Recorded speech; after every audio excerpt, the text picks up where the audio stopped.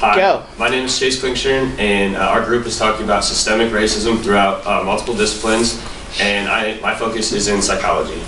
I'm Cody Leonard, and I will be talking about sport business. My name is Joseph DeCapra, and I'll also be talking about sports business. Hi, I'm Samantha Cooper, and my focus is on racism and education. All right, going on to the first section, I want to start off with talking about unconscious racism. According to an article by Lincoln Killian in 2008, he believes that the question is not if unconscious racism exists, but how it affects your actions. So what this means is, even though you may have these thoughts of racial bias, your actions are what makes the actual difference. And according to an article by Gilda Graff, people who score low on self-reported measures of racism may still score high in implicit measures of racial bias. Meaning, you may think that you treat everyone equally and the same, but your actual actions may be different than how you perceive them. And according to Sigmund Freud, the famous psychologist, the unconscious mind governs behavior to a greater degree than people think. And as you can see here, some of your violent thoughts, your immoral urges, are all in your unconscious, but they may affect your conscious actions more than you think. So if you think that you don't really think about these thoughts too much, they can affect your conscious actions more than you think. And this unawareness and refusal to recognize our thoughts and actions creates a systemic cycle of disadvantage and dehumanization. Going on to my next section, I'm going to talk about blatant versus subtle discrimination. Blatant racism is what you might be more familiar with. It's the outward rejection of a race or minority because of the color of their skin and their culture. It's the subtle racism that's more visible, especially in America today. And I'm going to get into that with some controversial issues right now dealing with subtle racism, like random stop and frisk or random selections by police or security. They're not so random. They could be based on stereotypical idealization. Whitewashing in film right now is a big topic, where white actors are getting minority character roles where there's people of the ethnicity that could play the role. And then the portrayal of minorities in the media, which is often framed in a way that's negative. And then some other more subtle actions, according to Brewster in an article, are just being insincere, less authentic, less welcoming, and avoiding eye contact with the person you find yourself either uncomfortable with or just for some reason just don't feel equal with. And according to Jacques Oulet, in America, many whites are either consciously or unconsciously motivated to find ways to perpetuate the existing balance of power by reacting negatively to blacks in high status positions. And we're going to get into what this means a little bit later. But basically, unconsciously, it could deal with business or consumer habits, but people make decisions to stay in the status quo of how the racial tension is today. So going on to my next section, what does this really mean when it all comes down to it? Because these are mostly ideas and concepts, but these are like the actual things it affects based on things like employment, consumer habits, and even the criminal justice system. So for example, in employment, Killian once again said, implicit prejudice is negatively related to comfort and interaction with minority candidates, which may affect decisions. So just because someone is uncomfortable with you, that could keep you from getting a job or being promoted. And obviously that's unfair, and that's a continuing trend today. And as far as consumer habits, Oulet said, consumers face the choice between the domestic offering of their own ethnic group or that of another. So people choose, like I said, either consciously or unconsciously, who they want to support and who they want to succeed. So even if you're a black person in the United States who owns a business, you might get less business or less priority just because of the color of your skin, not based on the merit of your work or the quality of your business. And it was also found that consumer racism is negatively related to judgments of and willingness to buy products that are perceived as originating from the dominant minority ethnic group. So as consumer racism went up, the judgments became more poor and the willingness to buy their product was also less. And if you scroll down a little bit, it might be a little hard to read, but I found this little cartoon. It's a young black man, and he said, "I was profiled, wrongly accused, and roughed up. They coerced a confession and set crazy high bail, and my coin-appointed lawyer is way too busy to sort it out." And then the judge says, "Tell it to a jury of your peers." Now I know this is just a political cartoon, but I think it has some merit just because, these people do not know what this individual has experienced, and I don't know how you can call them peers when they're not alike, and they have different experiences. How can they see their perception of the world? So I think this is kind of where the miscommunication of the day is. So going into my final section, I just kind of want to talk about what can be done and, you know, what changes can be made. So according to most of the authors that I read about, including Killian, he said one must consciously override implicit thoughts. This takes concentrated time and effort. And this effort, I think, is the key where people are dropping off. I think this is where people just don't want to take the time. And according to Graff's research, she indicated that it will take time and more people might have to experience a sort of discrimination to be aware of the true reality, but it can be done. And she found that in general, white parents do not talk about race as often as black parents. And I think this inability to express ourselves and talk about the issues that are important is where this barrier lies and where, you know, we have to change. So people must be willing to recognize, exert cognitive effort, and want to change the problem. It's all about the motivation. And there's a quote right here that says, in America, institutional racism that we all inherit and participate in is like breathing the air in the room, and we have to become sensitive to it. And I think this is what it's all about. I think we need to just open up and talk about these issues. And that's, from a psychological perspective, that's where systemic racism starts from. Now, to transition from psychology over to sports, we also see these problems heavily dominant in the world of sports of racism and racial stereotypes. And through my research, some have even considered sports as the new plantation. And this, the book cover from Billy Hawkins, The New Plantation, really gives you a nice visual of how this could, you know, be put into place, this kind of theory of a new plantation. Now, some links of sports to slavery. Orlando Patterson in Slavery and Social Death defines slavery as it was the humanizing act of buying and selling African Americans to perform physical labor or other services. And the physical labor and other services performed by slaves brought their masters great wealth. Now, some of the links that you can kind of see that compare sports to some factors that exist in slavery are minority athletes are seen as their size and physicality. So when you look back at slavery, the slave master, when he was picking out his slaves, he looked for size and great strength in his slaves. And because he knew that these big physical beings can produce a lot of labor for the master, thus granting him wealth.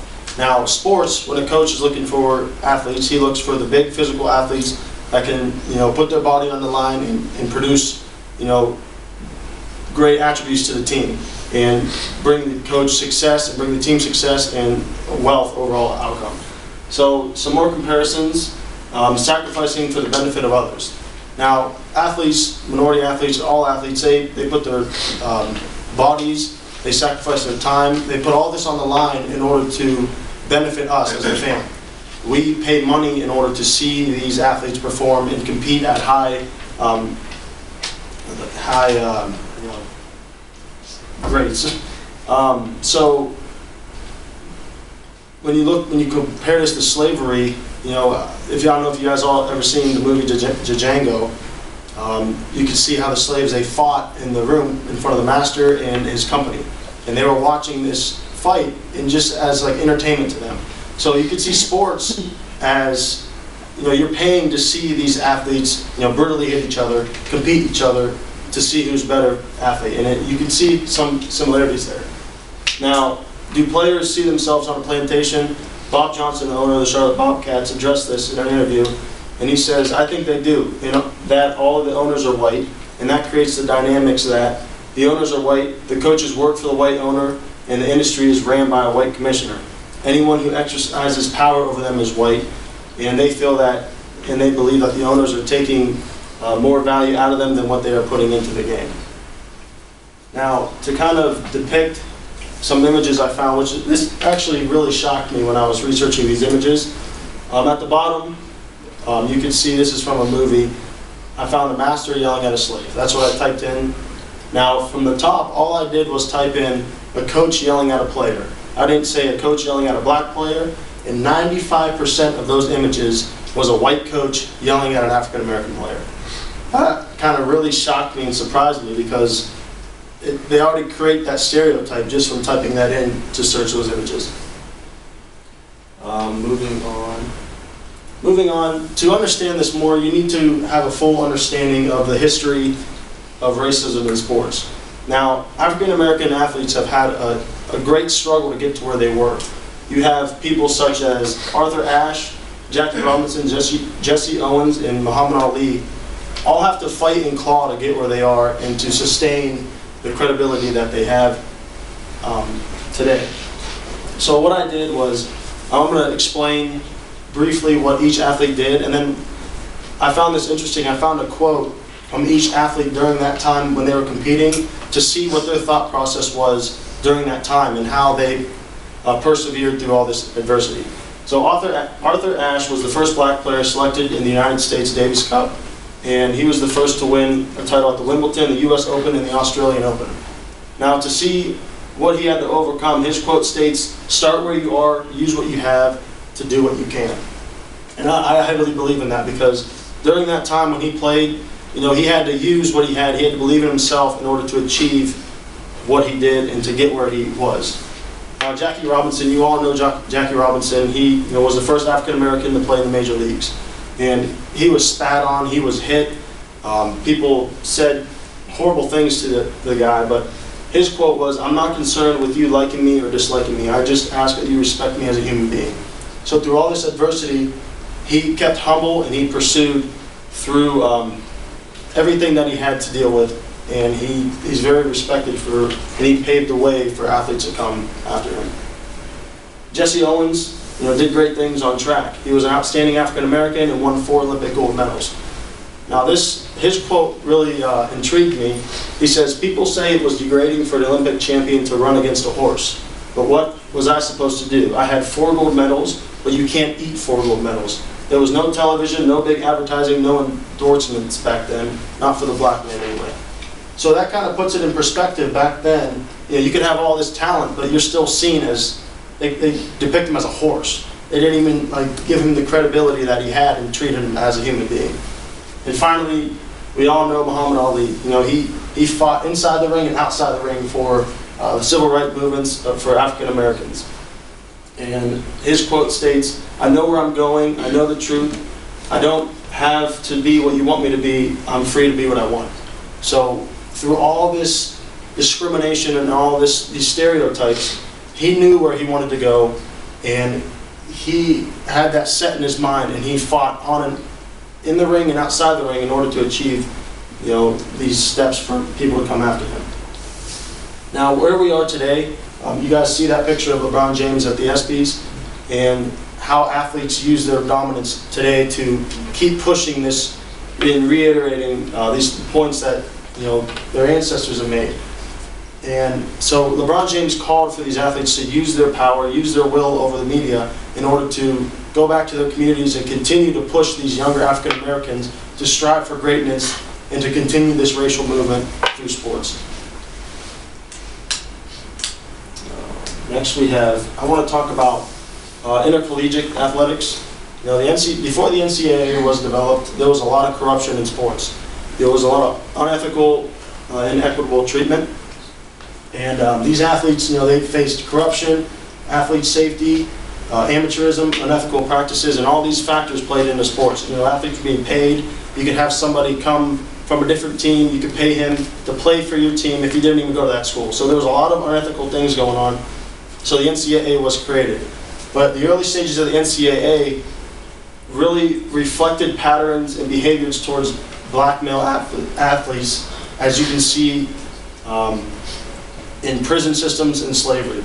So the early NCAA was very corrupt, and today it does a better job of doing what it's supposed to and just overlooking sports.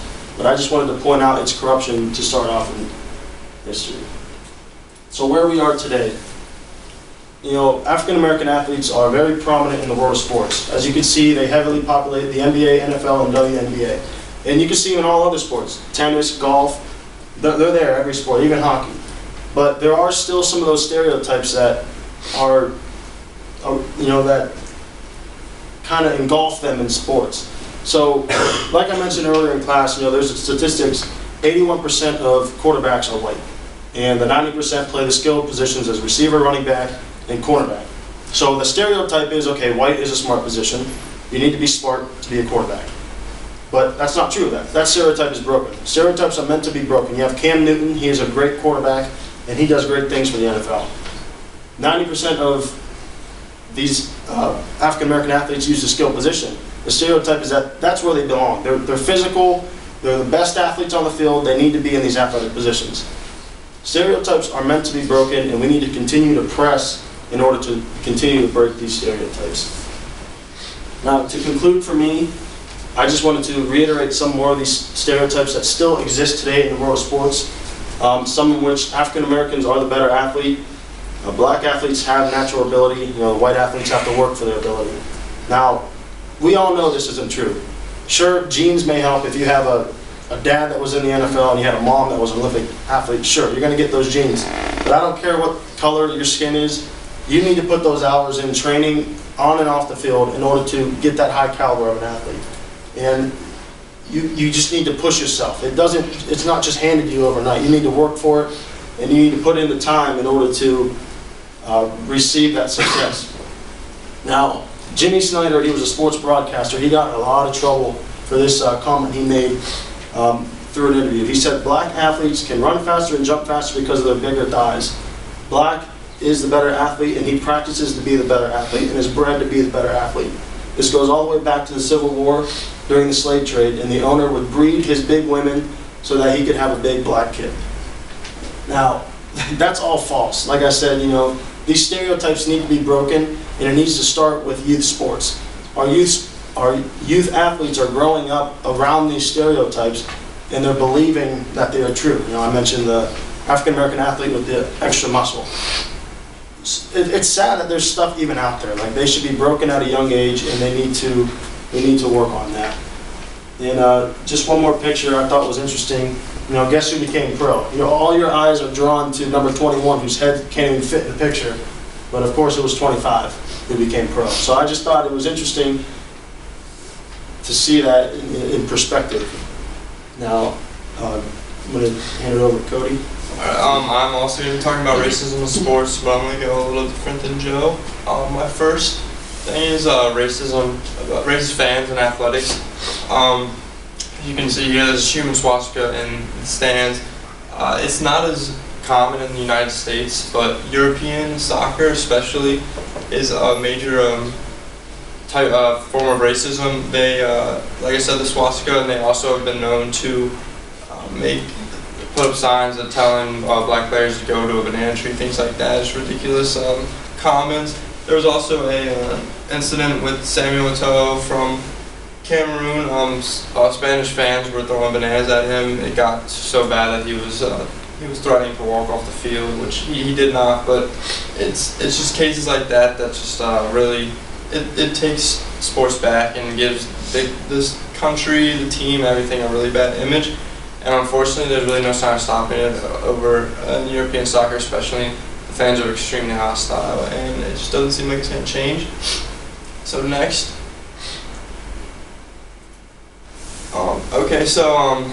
There's like very few African Americans in leadership roles. I have a quote here: African Americans do not make good team leaders, coaches, or administration because they lack requisite knowledge possessed by European Americans.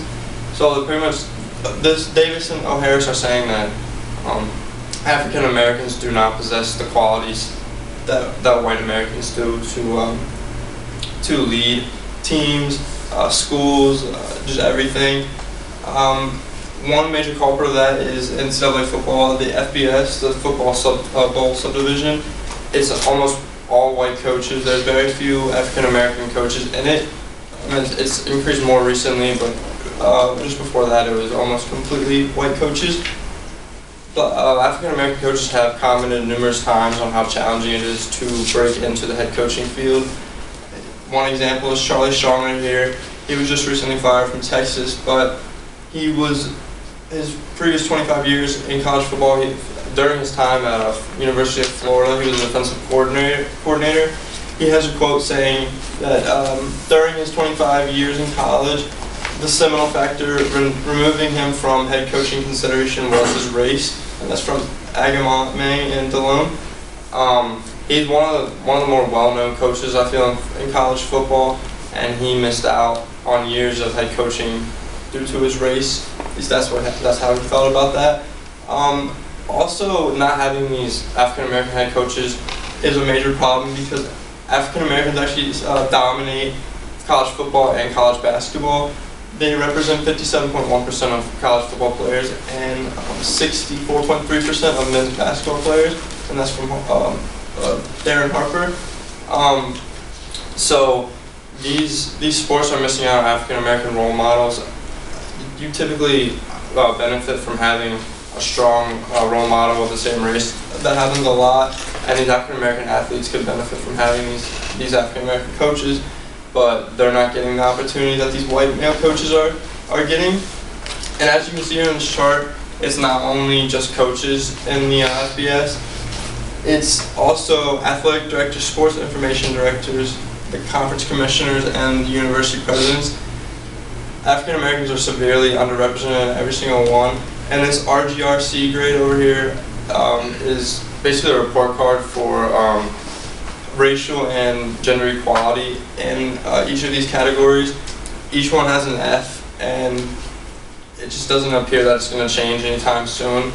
The African American leaders are being overlooked by by white males that have less experience in these positions, and that's just discouraging other African Americans from eventually trying to break into these positions, because if they put in all this work, they're just going to see that they're going to get jumped by white males. So that's just a major issue, that African Americans aren't getting the same opportunities that white men are.